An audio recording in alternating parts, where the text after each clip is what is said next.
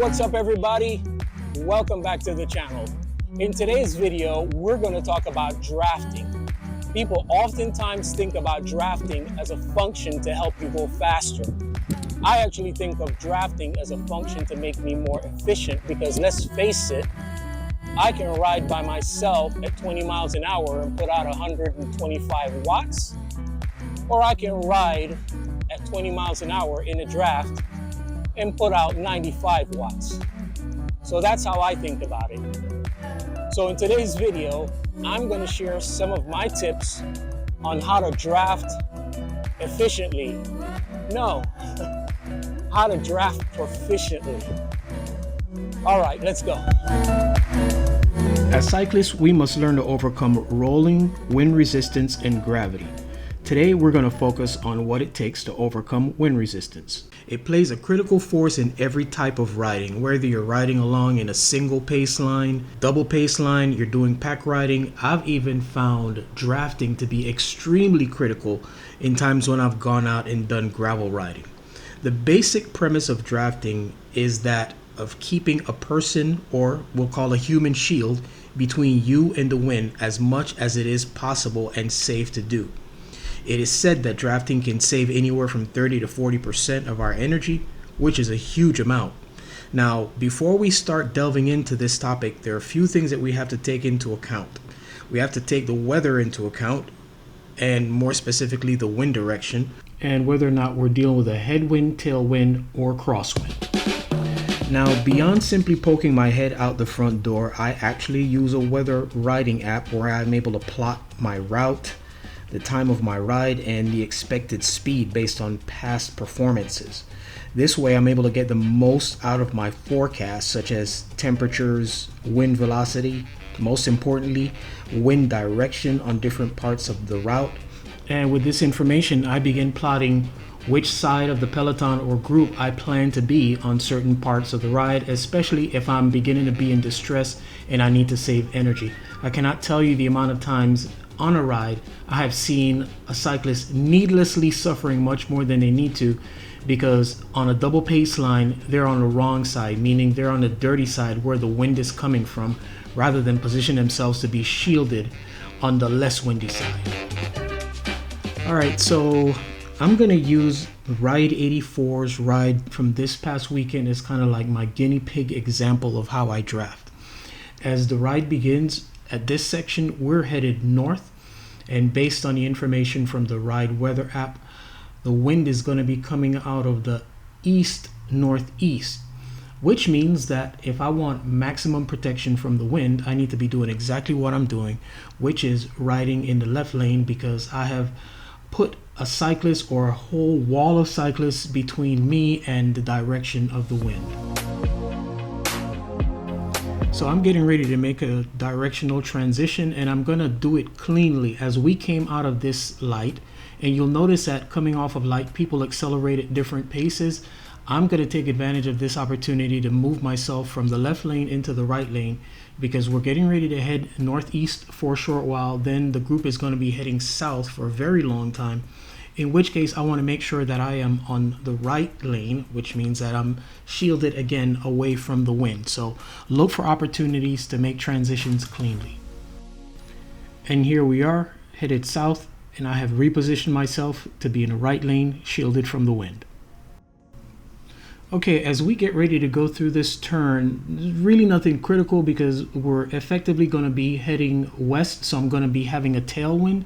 But I do want to kind of position myself for what's getting ready to come next. I know that after this turn, the next turn is going to be having us heading north once again, which means that if I'm sitting in the right side lane, I'm going to be taking all of the wind that's coming out of the northeast. So I'm looking at shadows below me on the left-hand side to see what kind of leeway I have in terms of being able to get over into the left-hand lane, and I saw that I had a little bit of a gap. So then I positioned myself very cleanly without cutting anybody off between these two cyclists and put myself into a position where once again I'm shielded from the wind.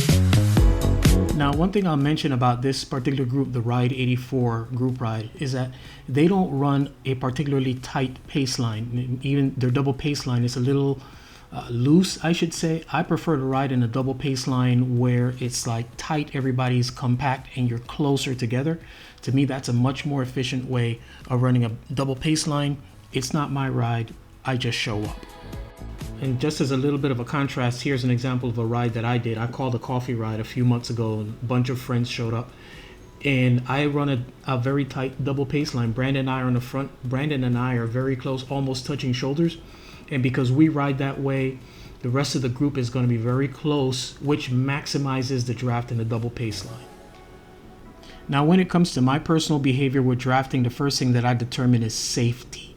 Whether or not that person is trustworthy. If I feel they're trustworthy, I'll get close to them, as little as 6 inches to a foot away from them, sometimes a little bit closer if I really know the person. If I don't, I'll keep about 1 wheel length away from them. From there, it's very unusual that I'll be riding directly behind a person, because the other element is I want to be able to see. So I'll either be behind their left shoulder or right shoulder, again determined based on where the wind is coming from. In this situation, I'm mostly behind Jenna's left shoulder because the wind is coming from the right. We're actually heading east and the wind is coming out of the south. So I'm shielded this way and I'm riding in a little bit of an echelon. Now, you'll notice if you look 2 bike lengths up ahead, you'll see that that gentleman is also riding in an echelon.